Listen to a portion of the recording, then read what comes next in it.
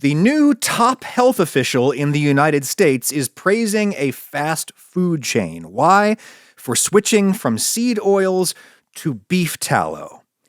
Is beef tallow actually healthier? Absolutely not.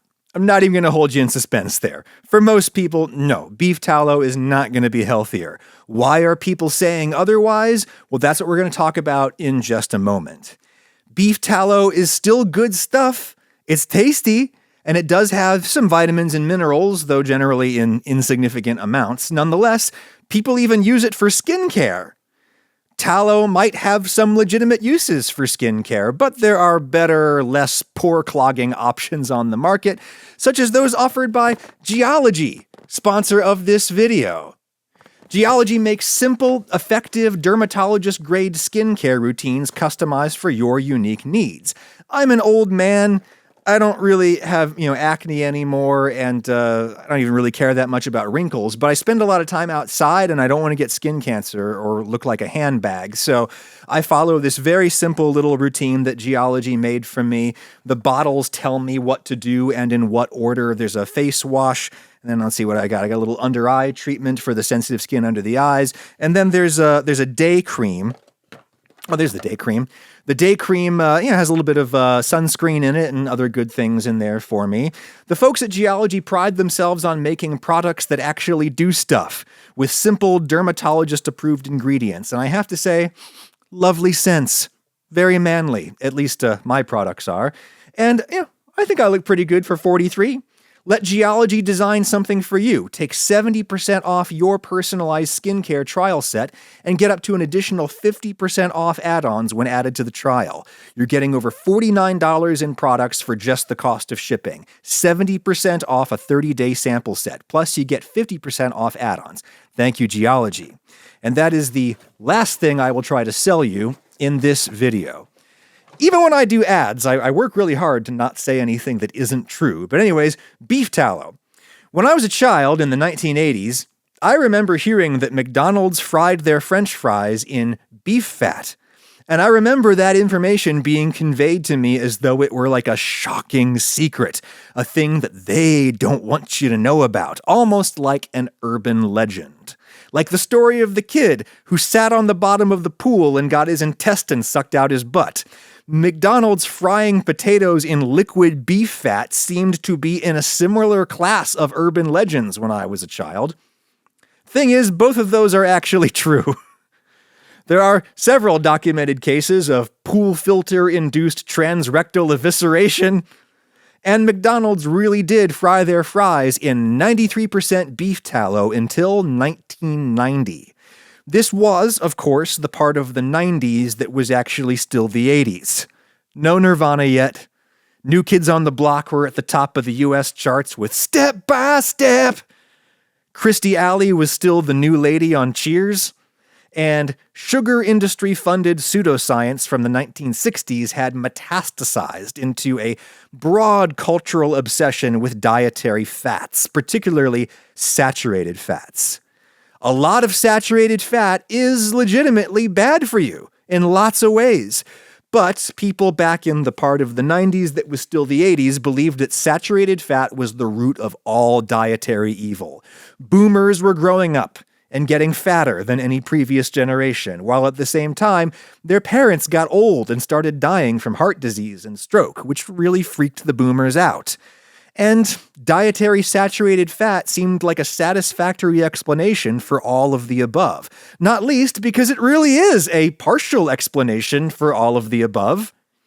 Saturated fat absolutely contributes to cardiovascular disease and to obesity. And around this time, boomers started projecting their own body shame onto us, their millennial children. I'm not bitter about it. Why do you ask? Anyway, the boomers didn't actually want to change their lifestyle. They didn't want to do brutal manual labor like their parents did, or suffer food shortages like their parents did in the Depression, or walk most places the way that their parents did. The boomers had achieved the good life of cheap, abundant, tasty food, jobs where you mostly sit in a comfy seat all day, and cities where you literally have to drive everywhere. Yeah, it was the good life, And yeah, they got fat and their cholesterol went up. Because that's what the good life generally does to most people. Urbanizing Chinese people are figuring this out rapidly as we speak. Rather than give up the good life, American boomers of 1990 were attracted to another proposition. Just give up the saturated fat. That's all you have to do. Give up your butter for margarine. Give up your ice cream for froyo. Give up your beef for chicken. Make these modest sacrifices to the gods, and you shall receive their favor. You'd take that deal, right? I'd take that deal. Unfortunately, margarine was made with trans fat, and trans fat turned out to be the worst fat of all for your health, which is why it's now banned. And while cutting saturated fat has been found time and time again to improve people's health outcomes, you're mostly just rearranging deck chairs on the Titanic if you're still eating way too many calories and not getting any exercise.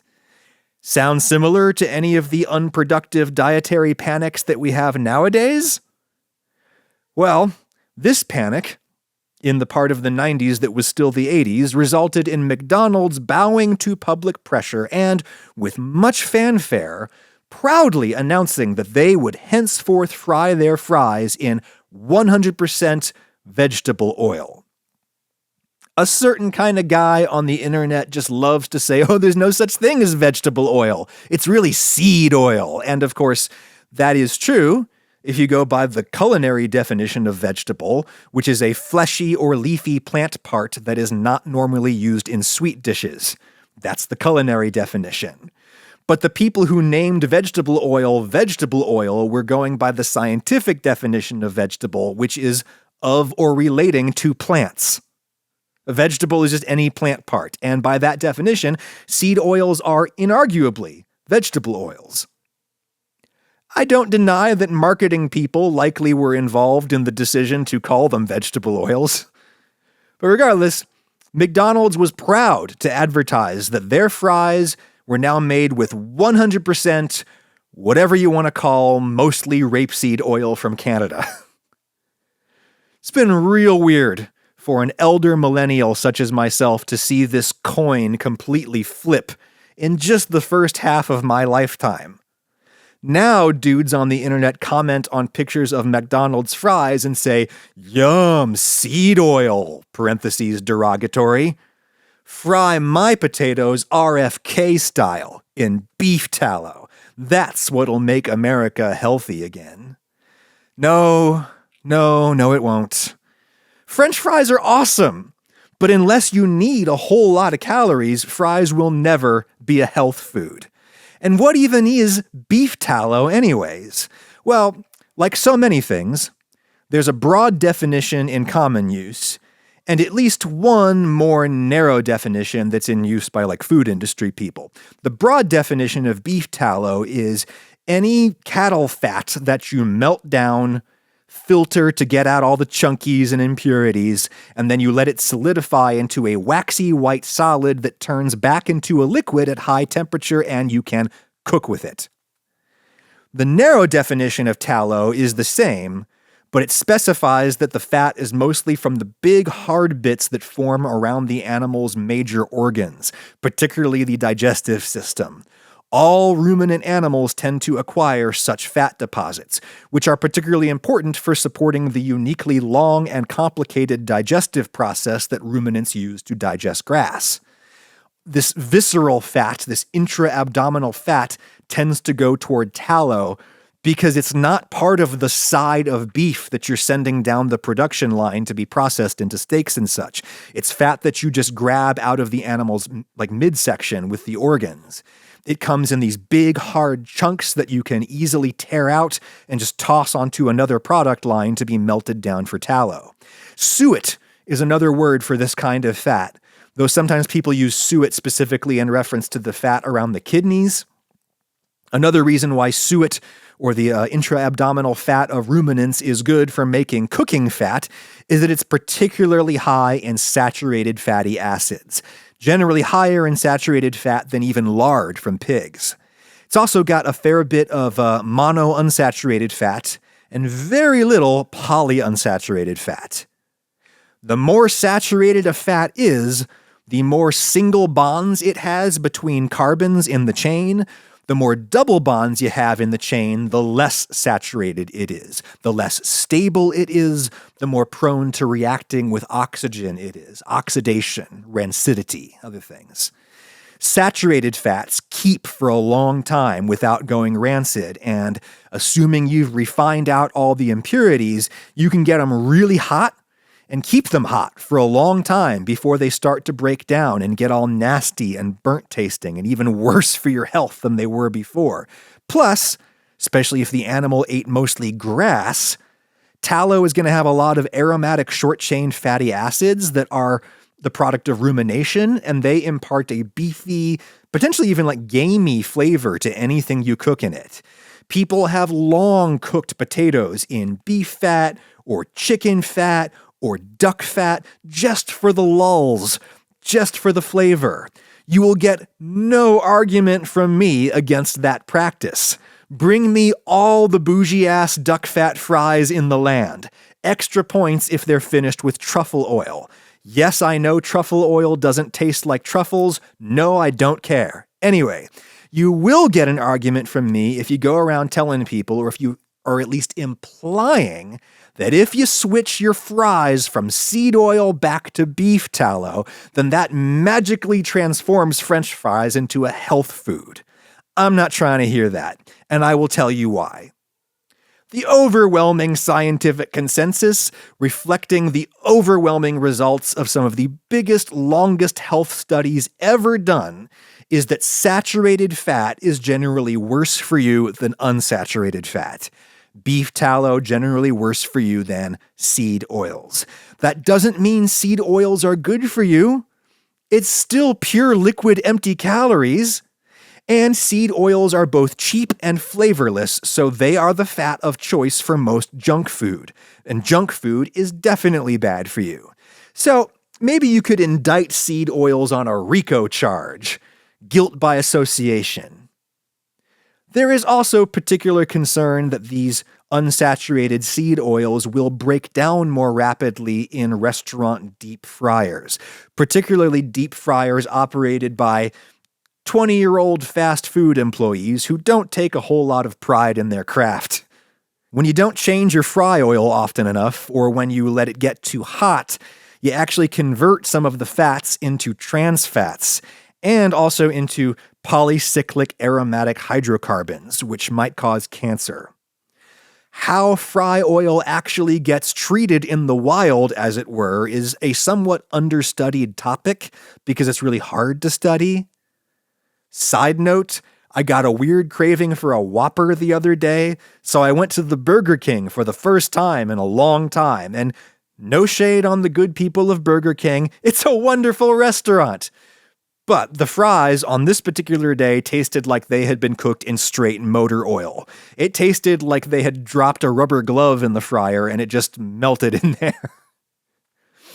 Abused fry oil is a thing that has been studied, but we still don't know that much about what really happens in practice. There is a reason to think that saturated fats like beef tallow might hold up a little bit better in practice because they're more stable being saturated, but that research is very much in its infancy. We don't even really know what these high-heat chemical products do to people. In contrast, a ton of evidence indicates that saturated fats are way worse for your circulatory system. And most of the arguments that seed oils are particularly toxic is simply bunk, according to all of science. These arguments against seed oils are being made by a tiny group of fringe figures, some of whom are real doctors, but a lot of those doctors are not actually specialists in this topic they're talking about. They have about as much schooling in this stuff as I do, which is to say very little. There is some legit scientific discussion about the high levels of omega-6 fatty acids in seed oils. Some test tube and animal studies indicate that lots of omega-6 can have inflammatory effects in the body, but that's all really preliminary and speculatory as applied to humans. The human studies that we have are pretty conclusive in showing that people who eat more seed oil and less saturated fat live longer and suffer less cardiovascular disease. Could the scientific establishment be wrong? Absolutely. Happens all the time.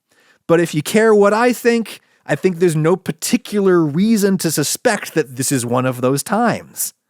It's really just a handful of crackpots on the internet with books to sell who push this narrative about seed oils, and this narrative about the science on seed oils being in the pocket of industry. The seed oil industry also had a huge interest in selling trans fats, shortening, margarine, but that didn't stop scientists from finding that trans fats were awful for you and ultimately getting them banned. The meat industry is hugely powerful in the US, and they would love for science to find that saturated fats are actually really good for you. That's not what science has shown. If the meat industry could buy all the research they want to see, they would.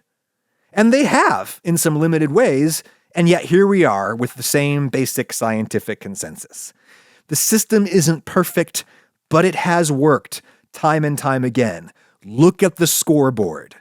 Science has way more W's in its column than any of its competitors. Seed oil critics love to go on about hexane, which is a solvent that's used to extract oil from the seeds, and it is legit acutely toxic stuff. But saying that seed oil has hexane in it is like saying that my potatoes have shovel in them because I used a shovel to get them out of the ground. Yeah, there might be some trace metal on the potato from the shovel, and yeah, there might be some trace hexane left in the oil after they've taken it out through industrial distillation, but we're talking about almost zero, well within ignorable levels. Hexane does pose an occupational health hazard to the people who work with it at the factory, and it does pose an environmental health hazard to the people who live near the factory. And that's something that always gets me pretty angry in these conversations.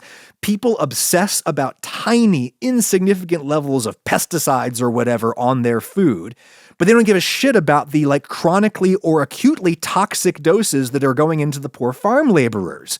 It's like Teflon pans. Your pan is not gonna hurt you, but it may hurt the people who live downriver from the factory, and that's what we should be worried about, not our own petty bourgeois consumerist health anxieties. But anyway, there's a reason that most of this pro-tallow, anti-seed oil discourse happens in the manosphere.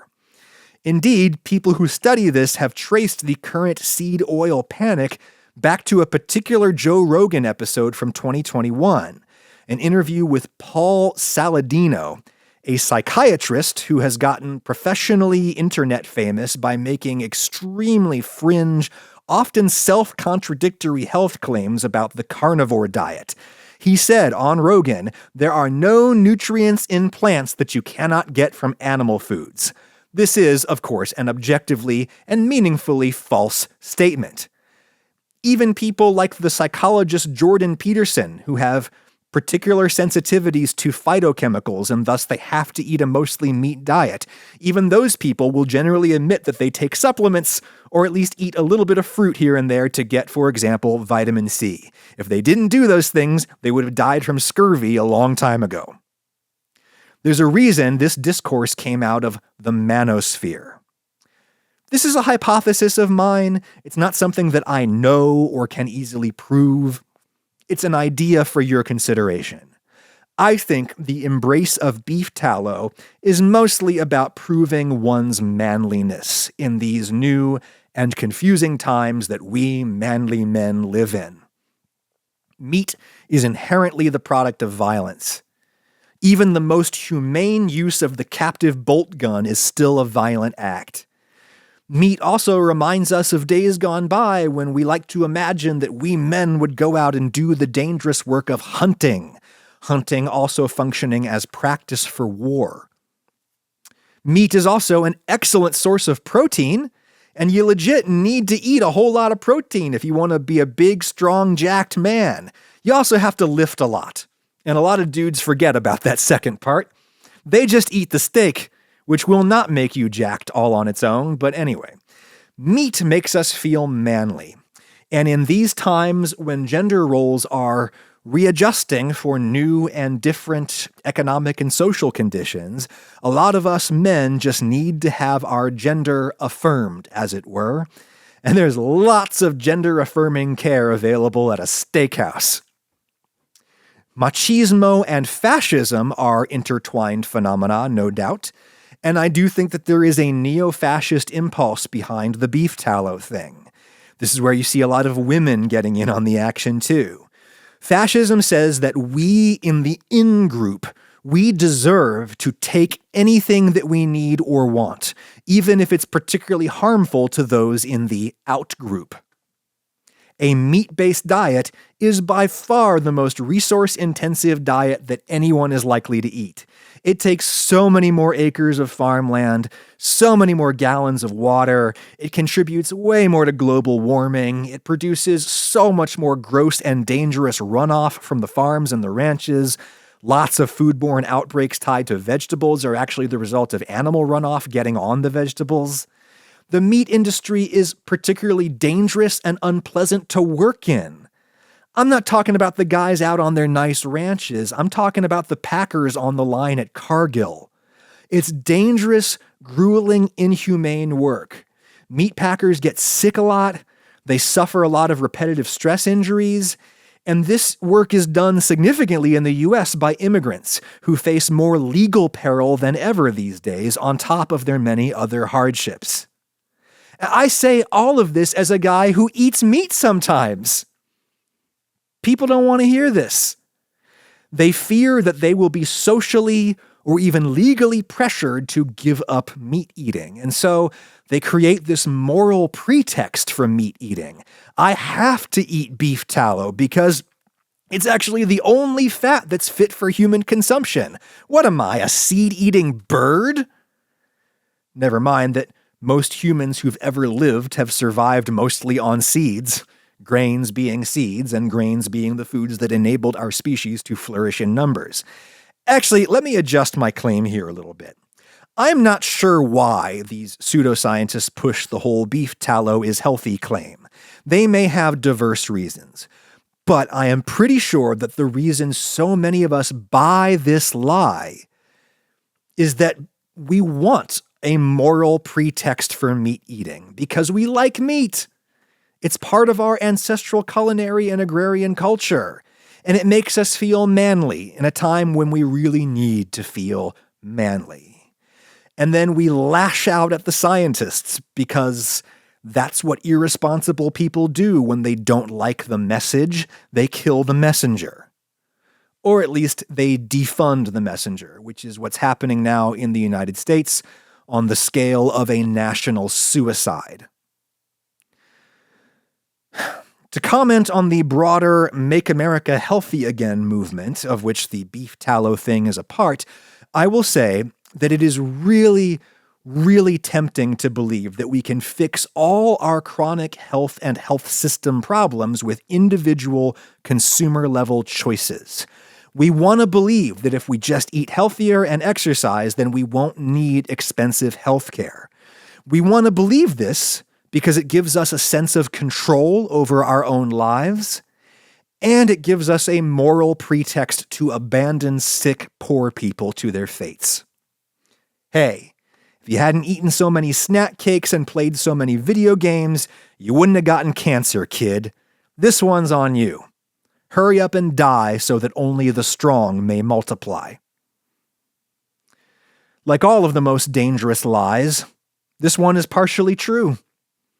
Eating healthy and getting exercise and ample sleep and minimizing stress and maintaining close social support networks, these things absolutely do improve your health odds. But they are easier said than done, especially if you're poor, and they do not fully protect you from cancer or heart disease or measles or anything else.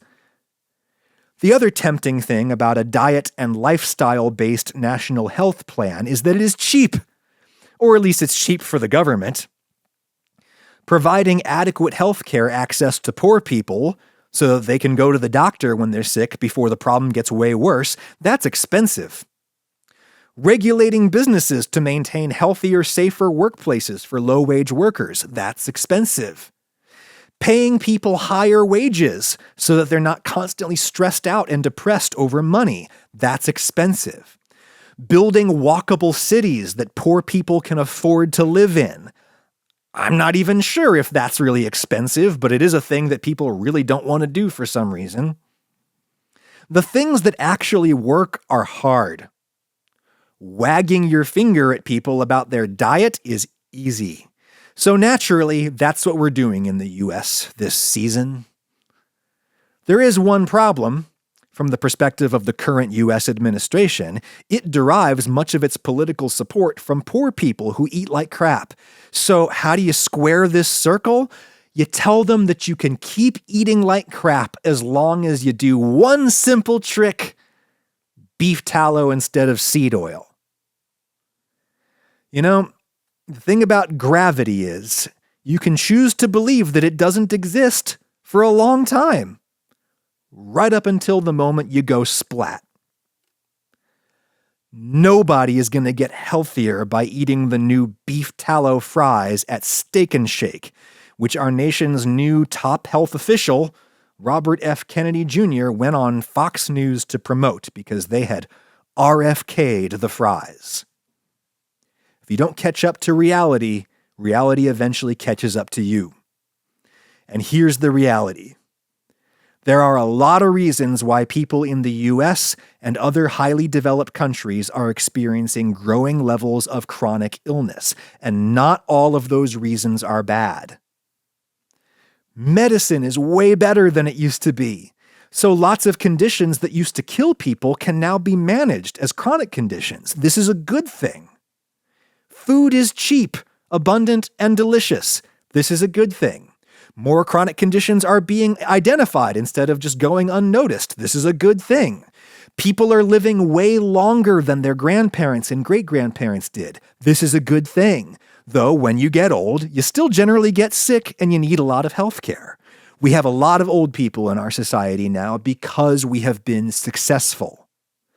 Healthcare is more expensive than ever, in part because of obscene industry profiteering, but also in part because doctors can do way more for you now than they used to be able to do. This is a good thing that they have more ways to treat what ails you, but more also costs more. These are what any grown-up should be able to identify as good problems to have. The scientific term is diseases of affluence. Good problems to have are real problems that require real solutions, but they are definitionally better than the alternative. I'm really not sure what's up with RFK Jr. I don't feel that I have a read on what motivates him. Donald Trump is easy to read.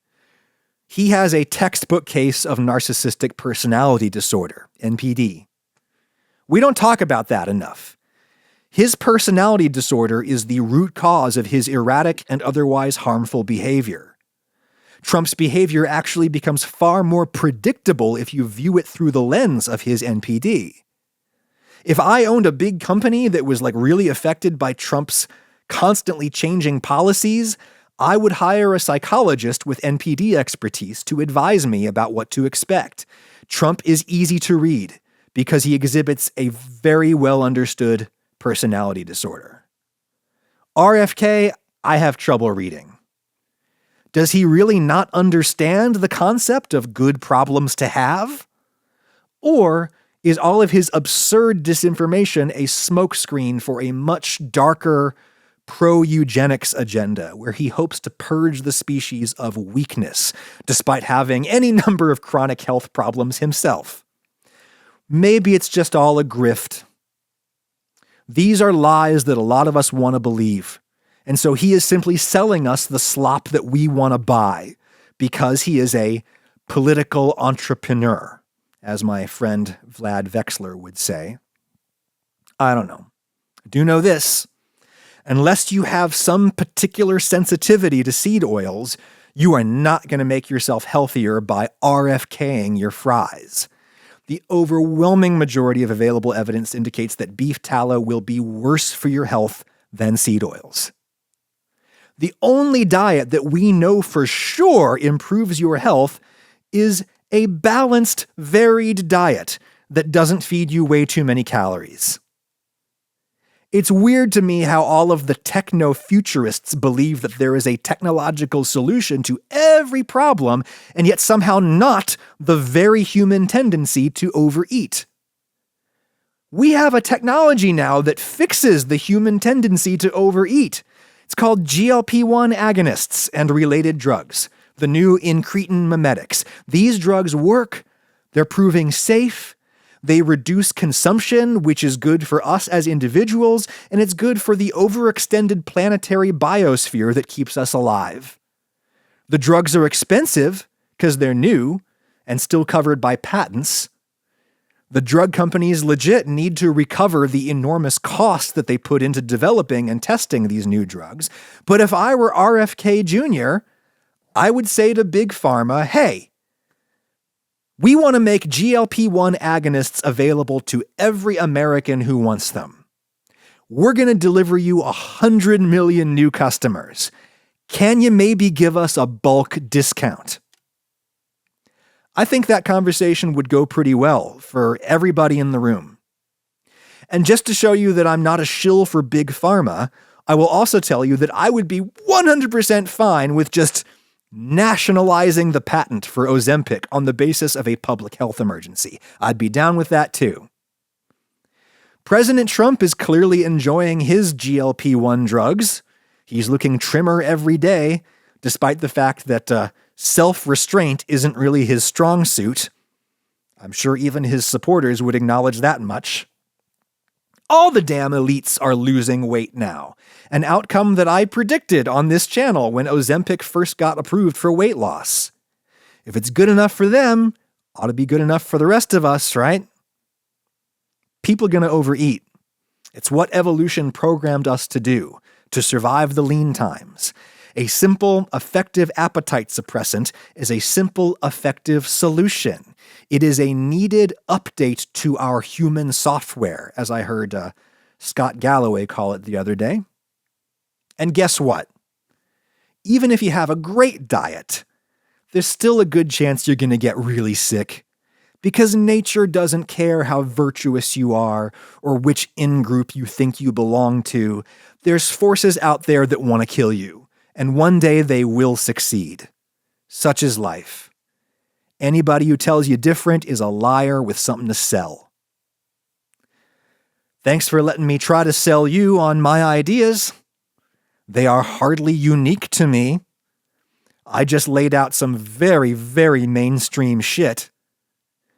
If all the smartest people in the world tend to come to similar conclusions on certain topics, maybe that should tell us something. Don't kill the messenger, even if you really, really don't like the message. Make good choices. Talk to you next time.